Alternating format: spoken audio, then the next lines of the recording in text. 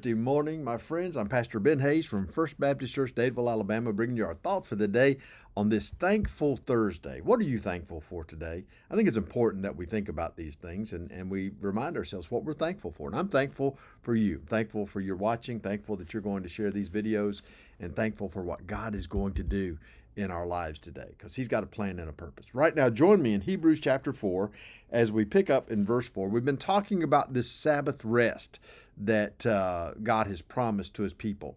And remember what I told you over the past few days. Understand, when we're talking about this rest that He has here, we're not talking about going to heaven. We're not.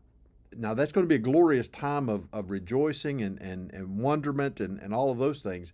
But this Sabbath rest that we're talking about is entering into the Christian life, coming out of the struggles of sin and being in bondage to sin into the Christian life. Because the promised land was the rest that the children of Israel were looking for, and that wasn't heaven.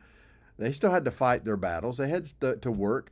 This is the place where God has brought them in their journey, in their spiritual pilgrimage to be closer to Him. That's the same for us. Now, look at what He says, picking up in verse 4. For He, God, has spoken in a certain place of the seventh day in this way. And God rested on the seventh day from all His works. And again in this place, they shall not enter my rest. What's He talking about?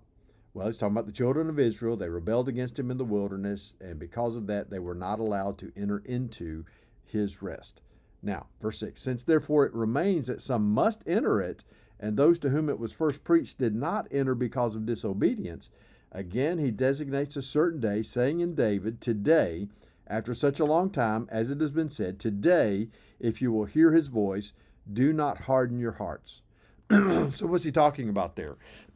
He's talking about the invitation that God has made to all who would believe in Him. Now, we take this all the way back to the psalmist. We take this all the way back in the Old Testament to God's invitation to His people. Don't harden your hearts.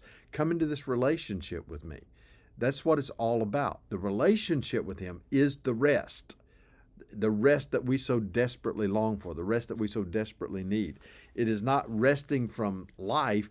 It is resting from the battles that we face. Now, does that mean that once we become Christians, we never have to fight the battles? No, it doesn't. But it means that we have the peace of God because we have peace with God. And because of that, we're going to have the ability to stand in the midst of all the controversy. God is going to strengthen us, just like He did for Israel when they went into the promised land. When they trusted in Him, they could defeat Jericho. When they didn't trust in Him, they got beat by Ai. When they trusted in God, God just delivered them and took care of their enemies. When they didn't trust in God, they suffered the consequences because of that. That's what the rest is, resting in Him, knowing that no matter what's going on around us, we're going to have this peace that passes all human understanding. And He says, today is the day. Today is the day if you will hear His voice and not harden your hearts. What does that mean? That means that today you can enter into His rest, not heaven. Okay, this is not a promise that when you trust in Him you're going straight to heaven. This is a promise that when you trust in Him, when you commit your life to Him today, you immediately enter into that rest where He is with you. His peace, His power, all of that wraps you up and gives you the ability to make it through all of the difficult times that you're facing. And I think it's important that we look back at verse 6. Since therefore it remains that some must enter it, God's plan, God's purpose, it's always been thus. He longs to be in relationship with His people. That's why He created the world. That's why He had this plan to redeem us, to bring us into that relationship. Those that first heard this did not enter because of their disobedience. So now we have the opportunity. This is what Paul was saying back in Romans 10 and 11. Because the Jews rebelled against God, we were grafted into that tree.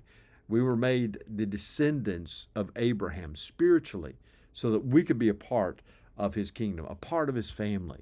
And that's what matters. That's where the rest comes from. It's being in that right relationship with Him. Now think about that today. Have you come to that point in your life where you've surrendered everything to Him? You know that no matter what happens, all things are working together for your good and for His glory. Have you trusted in Him completely? If so, you've entered into his rest. If not, today, do not harden your hearts, but accept the gift of forgiveness of sin and everlasting life. Be blessed. I'll see you back here tomorrow.